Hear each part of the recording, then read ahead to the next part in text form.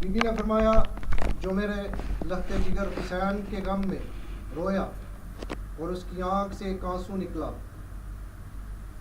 اور اس آنسو سے ایک اتنا سا آنسو نکلا کہ مچھر کا ایک پر بھیگ جائے، میں فاطمہ اس کی جنت کی ضامن ہوں۔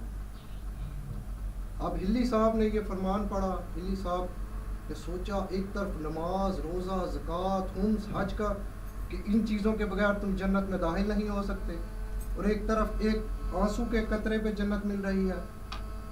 ان کے دل میں اٹھا کہ میں اس کو جانوں، اس کا پوچھوں، کسی سے پوچھوں۔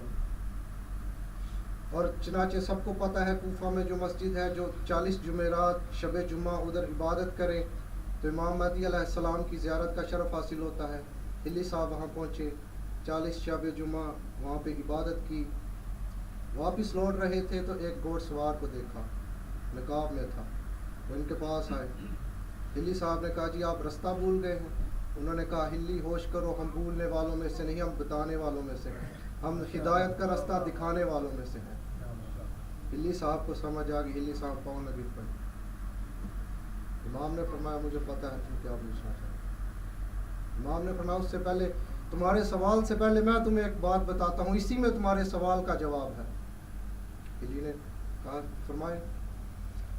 امام نے فرمایا ایک بادشاہ تھا، وہ اپنی فوج کے ساتھ شکار پہ نکلا، وہ جنگل میں رستہ کھو گیا، ٹائم بہت مختصر ہے، وہ جنگل میں رستہ بھول گیا۔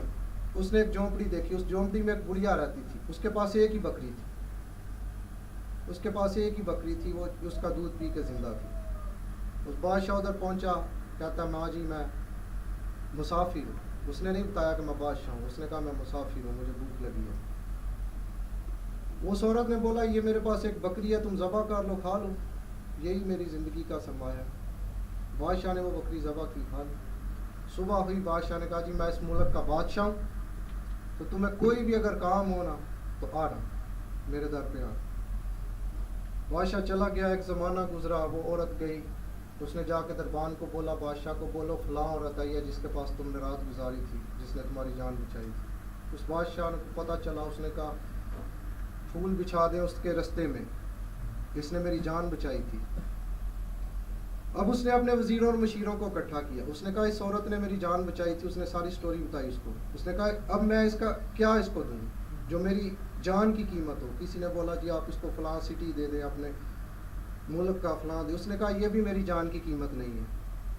اینڈ اس نے یہ سوچا، اس نے بولا جی ٹھیک ہے میں اس کو اپنی ماں بنا کے تخت پہ بٹھا دیتا ہوں، خود میں اس کا بیٹا، میں اس کے پاؤں میں بیٹھوں گا، یہ میری جان کی قیمت ہے، یہ میری جان کی قیمت۔ اب امام اس کو یہ سٹوری ہلی صاحب کو بتا رہے۔ امام نے فرمایا ہلی وہ ایک ملک کا بادشاہ تھا، ایک عام آدمی تھا، اس کی جان کی قیمت کیا تھی؟ اس نے اپنی ساری حکومت اس ایک عورت کے نام کر دی، اور وہ تو اللہ ہے، اللہ رب العالمین کا رب ہے، عالمین کا رب ہے۔ امام حسین علیہ السلام نے اپنی پوری زندگی کی جمع پونجی، یوسف سے بھی زیادہ خوبصورت بیٹے، اللہ کے دین کے لیے قربان کر دیے۔ میری دادی فاطمہ نے ایون کہ چادریں تک، ہماری پھوپھی زینب نے، امام نے فرمایا ہماری پھوپھی زینب نے چادریں تک اللہ کے دین کے لیے قربان کر دی۔ وہ ایک بادشاہ ہو کے اپنی جان کی قیمت ایک پوری سلطنت دے رہا ہے تو وہ تو رب العالمین ہے، کیا وہ اس قربانی کے بدلے میری دادی فاطمہ کے کہنے پہ جنت نہ دے گا؟